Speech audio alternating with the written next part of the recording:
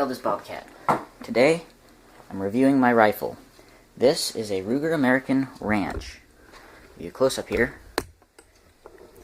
This rifle, as it sits right here with the scope, which is a Vortex Crossfire II 1x24, together, all complete cost, $500.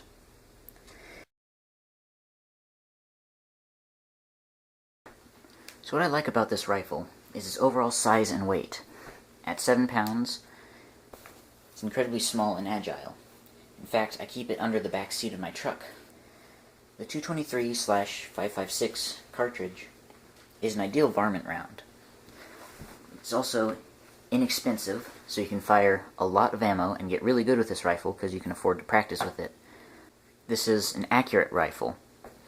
Using good ammo, I was able to shoot a 1 MOA group at 200 yards. That is with a 1 power scope. So this is an accurate rifle. However, there is a slight caveat, but I'll get into that later. The standard thread barrel on this rifle allows you to attach practically anything to the muzzle, whether you want a flash hider, a muzzle brake, or even a suppressor. This rifle is easy to maintain, as are all bolt guns. To disassemble, all you have to do is check, make sure the rifle is empty, nothing in the magazine, nothing in the chamber, nothing there except some dirt. Then with the bolt back, there's a small button right here. There's a lever right here. By depressing this, the bolt comes out and you can clean it. Then to reassemble, just put the bolt back in, forward, and lock it down. And finally, there's the price. As I said earlier, with the scope and all the paperwork required, this rifle cost me almost exactly $500. Without the scope, just a bare rifle, you can pick them up for $350.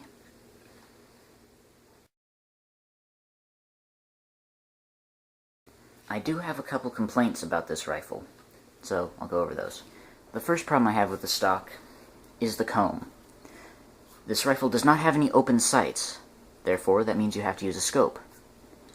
This rifle's stock is just very low. It makes using a scope really hard without an aftermarket cheek riser. As it is, I have a very small objective scope mounted as low as I can get it. I have super low profile mounts on there and a very tiny bell, and I still have to raise my head off the stock, which compromises my cheek weld, which is a problem. The other problem I have with the stock is that it just feels flimsy. I realize it is a budget rifle, that's how it's marketed, but I can feel it squishing as I squeeze the stock. And this goes back to the accuracy thing I was talking about earlier. This rifle is advertised as having a fully free-floated barrel. However, it doesn't stay free-floating. You can see when I do that, the stock is moving. So if you hold the rifle out here, move the camera, there we go, holding the rifle out here, like for a shouldered shot, that makes the stock touch the barrel, which is going to affect your accuracy. I found you can get around this by holding back here on the magazine, which is a fairly common target shooting stance. And if you just rest it here, it does shoot very accurately. 1 minute of angle at 200 yards with decent ammo. That's not even good ammo. That was just decent ammo. The other problem I have with this rifle is the action. Listen to this. So here it is unlocked.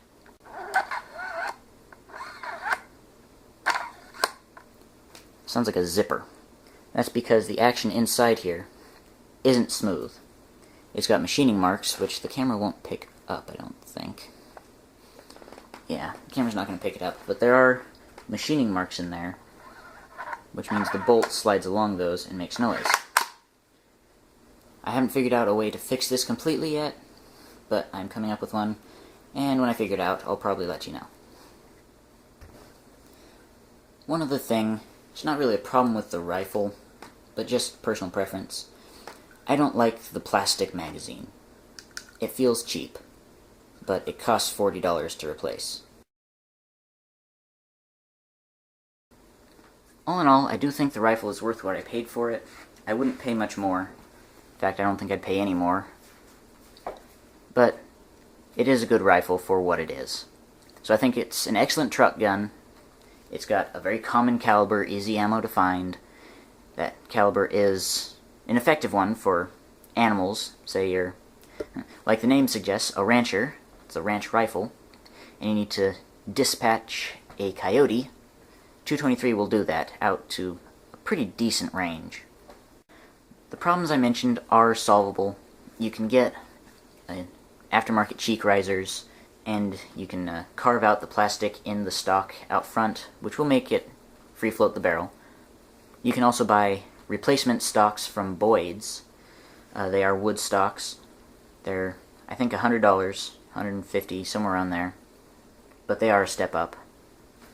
One thing I would like to see on this rifle that they don't have, and I don't think they ever will have on this particular rifle, is something that Mossberg does.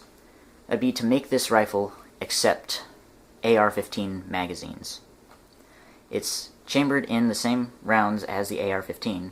This particular model, the Ranch rifle, is only chambered in 223/556 and 300 blackout, both of which will feed from standard AR magazines. So it'd be nice if this could accept those. But it doesn't. It requires $40 proprietary magazines. So to leave off, I'll say that yes, I like this rifle. It is an excellent truck gun, excellent SHTF gun, and if you're looking at getting one, I'd say go for it. So thanks for watching. Go ahead and leave me a like, it helps. Go ahead and comment. I read them all. See you in the next video. It's Bobcat, and I'm out.